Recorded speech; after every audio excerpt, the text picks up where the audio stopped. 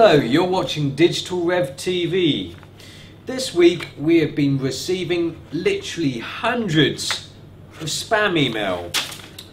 But we did get one valid question asking us 550D versus D3100, which is the ideal first DSLR for me? Let's take a look.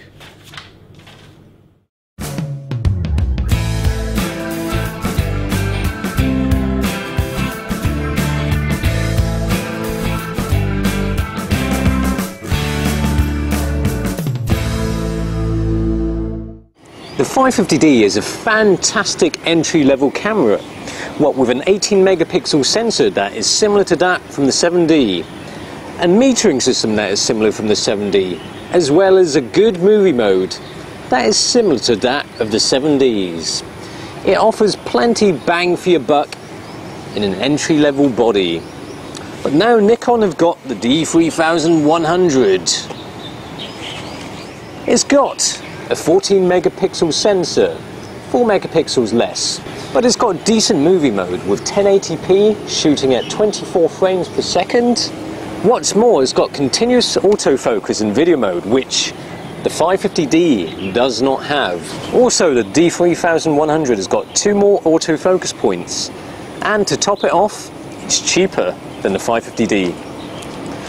Which one is the best buy? Let's take a look. To start off, we took some photos to check out the image quality. And let's be honest, there isn't that much difference between the two in terms of image quality. In terms of build quality, I think the 550D has the slight edge, with a slightly tougher polycarbonate casing compared to the D3100. In terms of weight, they feel approximately the same, and they both have a nice grip in the hands. If you're one-armed bandit, then the 550D probably isn't a good choice, as when you've got your thumb here, it's kind of slippery. On the Nikon, you've got a little wedge here that kind of keeps your thumb in place. Nikon has this rather fantastic rear LCD screen, 3 inches of it. But when you put the viewfinder to your eye, it still stays on, unless you press this info button on the top, which gets rid of it. The Canon does have a little sensor here, so that when you put your eye to the viewfinder, it blacks out the screen.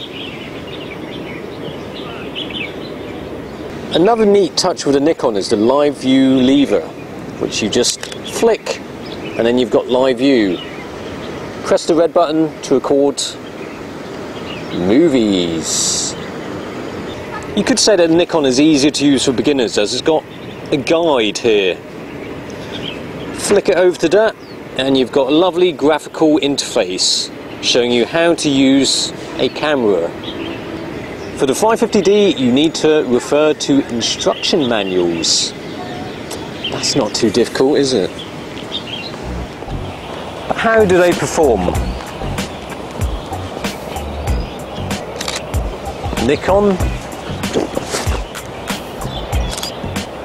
Canon. Yes, they both take pictures. Yes, they both do continuous bursts. Look.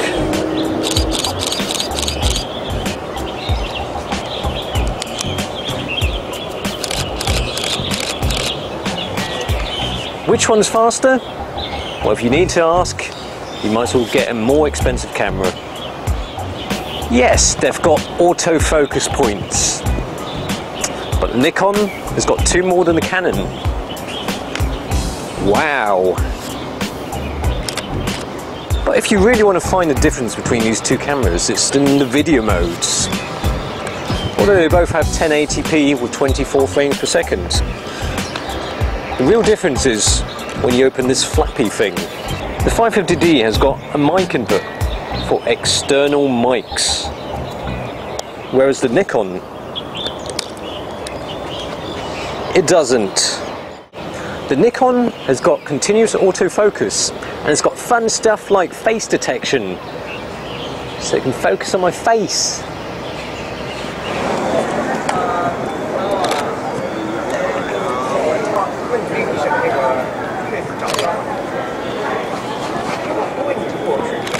Actually, they feel roughly the same.